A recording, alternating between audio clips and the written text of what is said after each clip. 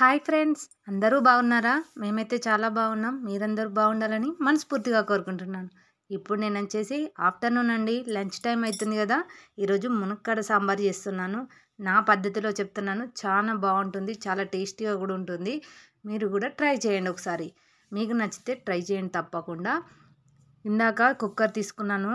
అందులో ఒక గ్లాస్ పప్పు వేసుకొని క్లీన్గా కడిగేసి అందులో కొంచెం నీళ్లు పోసుకొని మళ్ళీ ఆయిల్ వేసుకొని కొంచెమే ఆయిల్ వేసుకున్నాను. అంటే బాగా మెత్తగా ఉడికిపోద్ది. ఇంకొంచెం పొంగు కూడా రాదంటారు, కానీ వచ్చేస్తూనే ఉంటుంది ఆటోమేటిక్గా. వేస్తున్నాను చూడండి. కుక్కర్ అయితే విజిల్ పెట్టేసుకొని స్టవ్ ఆన్ చేసి వెలిగించి పెట్టేసుకున్నాను. ఈలోపు అది పప్పు ఉడికేలోపు నేను మునక్కాడలు, క్యారెట్, ఉల్లిపాయ కట్ చేసి పెట్టుకున్నాను, పచ్చిమిర్చి, చింతపండు కూడా నాంచుకున్నాను. కొంచెం చాలండి, ఎక్కువ అంటే మన టేస్ట్కు తగ్గట్టు. పుల్లగా ఉంటే చింతపండు కొంచెం వేసుకోవాలి, నార్మల్గా ఉంటే కొంచెం ఎక్కువ వేసుకోండి. అంటే మీ దగ్గర ఎలా ఉందో చూసి వేసుకోండి. ఈలోపు బాండి పెట్టేసి ఆయిల్ వేసాను. హీట్ అయింది.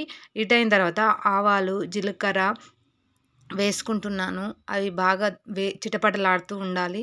చిటపటలాడిన తర్వాత ఇప్పుడు అందులోకి మనము ఇందాక కట్ చేసిన ముక్కలన్నీ ఇందులో వేసుకుందాము. ఒక్కొక్కటిగా వేసుకొని బాగా ఫ్రై చేసుకోవాలి. పచ్చిమిర్చి, ఉల్లిపాయ, క్యారెట్, ములక్కాడ కూడా దాని ఒక పొట్టు తీసి పెట్టుకున్నాను. అవన్నీ వేసి అందులోనే బాగా ఫ్రై చేసుకోవాలి. కాసేపు ఫ్రై అయిన తర్వాత మనము మూత పెట్టుకుందాము. అవి ఫ్రై అవ్వాలంటే టైం పడుతుంది కదా ఫ్రెండ్స్. ఏదైనా సరే మన ఒంట్లో ఓపికతోని మనకున్న టైంలో మనం చేసుకోవాలి అంతే.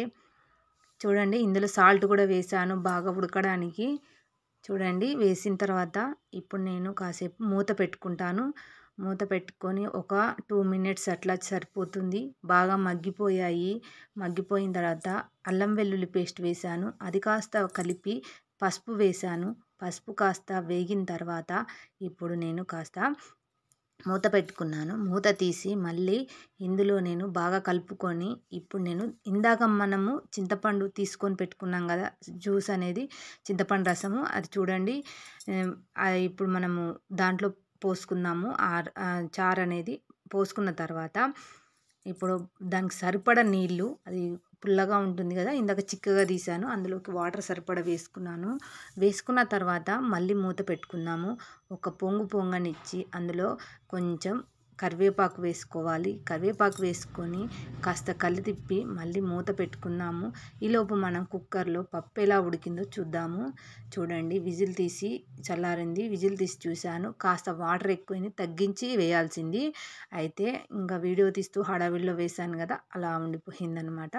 కొంచెం లూజ్గా ఉడికింది, పర్లేదు, అయినా మెత్తగానే ఉడికింది. సాంబార్లోకే కదా, ముద్దపప్పు కాదు కదా. ముద్దపప్పు అయితే ఇంకా ఇబ్బంది పడాలి. చూడండి, ఇంకా అందులోకి మనము ఇంకా వేసుకోవడమే వాటర్. ఇందాక పప్పు ఉడికింది కదా, ఆ పప్పును ఇందులో ఇప్పుడు మనం మూత తీసి అందులో వేసుకుందాము. ఈ ఉడికిన పప్పుని ఈ ఉడికిన చారులోకి వేసుకోవాలి. నేనైతే నా పద్ధతిలో చెప్తున్నాను. నేను ఎప్పుడు చేసిన ఇలాగే చేస్తాను. చాలా బాగుంటుంది, టేస్టీగా ఉంటుంది. మీరు కూడా నచ్చితే ట్రై చేయండి. ఇలా కలుపుకున్న తర్వాత మళ్ళీ మూత పెట్టుకుందాము. మూత పెట్టుకొని ఒక 10 నిమిషాలు అలా సరిపోతుంది. 10 నిమిషాలు సరిపోతుంది. బాగా మరిగించుకోవాలి. మరిగిన తర్వాత ఇందులో మనం కాస్త టేస్ట్ కోసం బెల్లం యాడ్ చేయాలి. బెల్లం వేసుకొని తర్వాత కొత్తిమీర వేసుకోవాలి. కొత్తిమీర వేసుకొని ఇంకా మనం స్టవ్ ఆఫ్ చేసుకోవడమే. బాగా చిక్కబడింది చూడండి. మీకు కనుక మా వీడియో నచ్చినట్టయితే లైక్ చేయండి, షేర్ చేయండి, సబ్స్క్రైబ్ చేయండి ప్లీజ్ ఫ్రెండ్స్. మీరు సబ్స్క్రైబ్ చేసుకోవడం వల్ల మాకెంతో హెల్ప్ చేసిన వాళ్ళు అవుతారు. మేము కొత్తగా ఛానల్ అనేది స్టార్ట్ చేశాము. మా ఛానల్ అనేది సక్సెస్ అవుతుంది. ప్లీజ్ ఫ్రెండ్స్, ఓకేనా? బాయ్.